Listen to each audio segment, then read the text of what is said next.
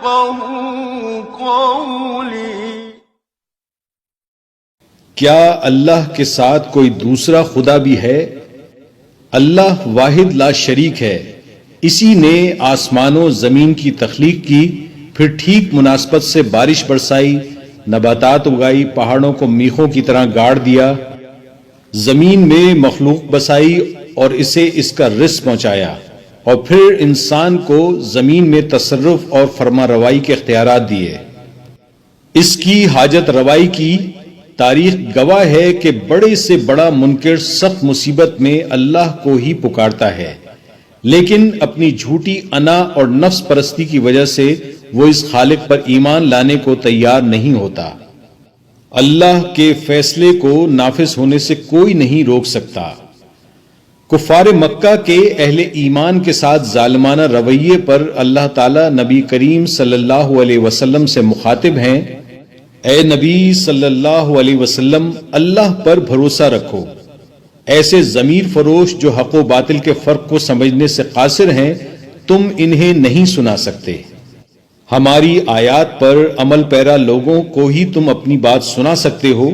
ہم کفار اور ایمان لانے والوں کے درمیان فیصلہ چکا دیں گے، اور فیصلے کے دن وہ کچھ نہ بول سکیں گے. بد نصیب ہیں وہ جنہوں نے اپنا سرمایہ حیات دنیا کی کامیابی پر لگا دیا. یہاں قیامت کا منظر کھینچا ہے کہ زمین پر کھڑے مضبوطی سے جمے پہاڑ اس دن دھنکی ہوئی روئی کی طرح اڑ رہے ہوں گے. ہولناک زلزلے کی کیفیت ہوگی.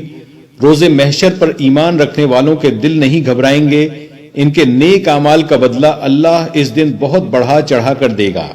جو اپنی ساری زندگی صرف دنیا کمانے اور دنیاوی کامیابی سمیٹنے پر لگا کر آ گئے، اللہ تعالیٰ انہیں منہ کے بل گھسیٹ کر جہنم کی آگ کے حوالے کر دے گا.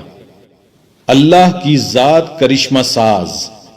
اللہ پر کامل یقین کے ساتھ اس کے احکامات پر عمل کیا جائے تو اللہ اس بندے کی ایسی مدد کرتا ہے جیسی موسیٰ کے والد کی اس وقت مدد فرمائی جب انہوں نے موسیٰ کو دریا کے حوالے کیا.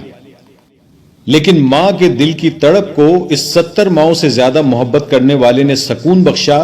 انہیں ایک دائی کی حیثیت سے ان کے اپنے بیٹے کے پاس پہنچا دیا.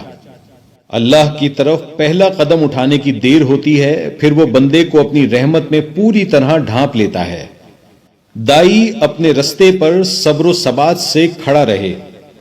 اللہ تعالیٰ نے موسیٰ کو حکمت و دانائی، فہم و فراست، قوت فیصلہ اور دینی و دنیاوی تعلیم سے آراستہ کیا.